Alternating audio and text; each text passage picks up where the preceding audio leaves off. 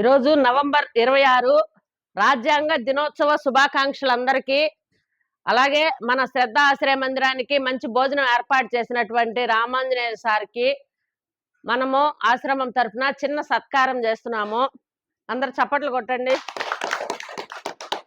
పట్టుకోండి. అందరికీ నమస్కారము సార్. Thank you.